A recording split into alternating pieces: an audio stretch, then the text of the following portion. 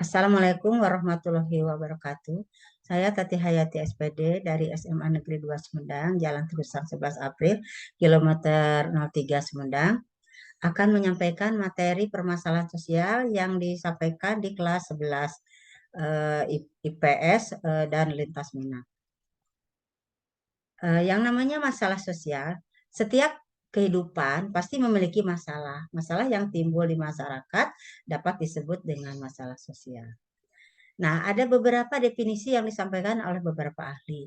Saya akan menyampaikan dua ahli saja. Yang pertama, menurut Profesor Sujono Sukanto, masalah sosial adalah suatu ketidaksesuaian yang terjadi antara unsur-unsur kebudayaan atau masyarakat, di mana ketidaksesuaian tersebut dapat membahayakan kehidupan kelompok sosial masyarakat. Menurut Sutomo, pengertian masalah sosial ialah suatu kondisi yang tidak diinginkan oleh sebagian besar dari warga masyarakat. Nah, adapun ciri-ciri bahwa sesuatu atau suatu kondisi disebut masalah sosial.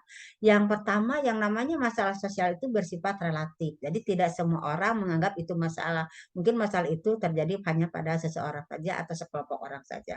Yang kedua, masalah sosial itu saling berkaitan yang bersifat implikatif. Jadi akibat dari suatu masalah itu bisa menimbulkan masalah bagi seseorang atau kelompok tertentu.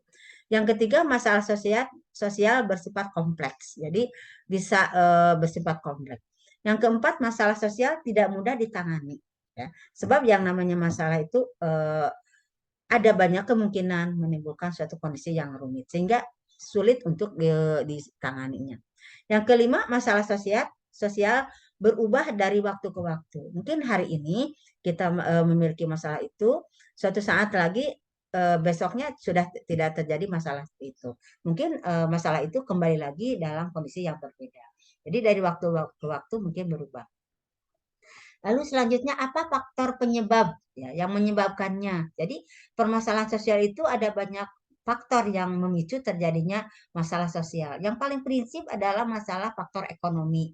Faktor ekonomi adalah dasar atau awal pertama yang menyebabkan masalah-masalah yang lainnya.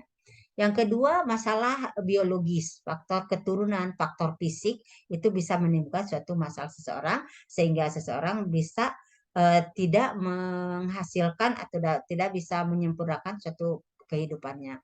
Yang ketiga, faktor budaya. Jadi budaya seseorang itu bisa memicu terjadinya masalah sosial karena ada ketidaksesuaian antara kondisi yang sedang dilakukan di lingkungannya dengan budaya yang sudah dia lakukan. Selanjutnya, faktor psikologis atau faktor kejiwaan seseorang. Mungkin saja itu bisa memicu atau banyak hal yang menjadi pemicu terjadinya masalah sosial bagi seseorang.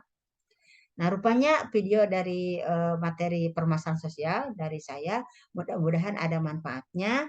Wabillahi taufiq wal hidayah. Wassalamualaikum warahmatullahi wabarakatuh.